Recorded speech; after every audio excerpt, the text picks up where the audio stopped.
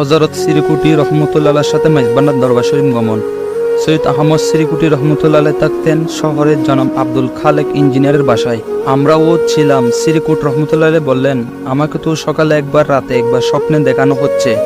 আমি তো হযরত গৌসুল আজম মেজবান্ডারির দরবারে যাওয়া হারাম বলে বলেছিলাম, কিন্তু এখন তো আমাকে আবার অন্য কথা বলতে হচ্ছে। আমি সকালে যা বলেছিলাম তা বিকালে আবার অন্যভাবে বলতে হচ্ছে। তখন বুড়ো মৌলভী সাহেব জানতে চাইলেন, কি হুজুর? সিরিকুটি রহমতুল্লাহ বললেন, আমাকে স্বপ্নের যুগে বলেছেন আপনার মাদ্রাসা স্থাপন আপনার সব কিছু হয়ে যাবে যদি আপনি মেজবান্ডার দরবার শরীফ যান। সিরিকুটি সাহেব বললেন, যাব। সিরিকুটি সাহেব সে কথা বলার সঙ্গে সঙ্গে সবাই খুশি হলেন। জনাব আব্দুল খালেক ইঞ্জিনিয়ার সহ সবাই যখন নাজিরহাট পৌঁছলেন তখন সিরিকুটি সাহেব বললেন, থাম যাইয়ে। গাড়ি থামল। তিনি বললেন, ছুটিয়া জো হ্যাঁ সব আপনা আপনা হাত মে লেলো, নেমে আসুন, হেঁটে চলুন। বুড়ো মৌলভী সাহেব বললেন, হুজুর এত দূর পথ কিভাবে হেঁটে যাব, অথচ গাড়ি আছে। তিনি বললেন, যেতে হবে, দুনো গজর সামনে কারি রহি হে চলনা নেহি সকতে।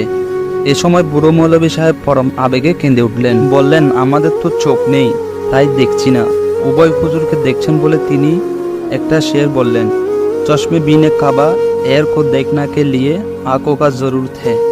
সেখান থেকে সবাই হেঁটে হেঁটে গেলেন, জিয়ারা সবকিছু শেষ করলেন।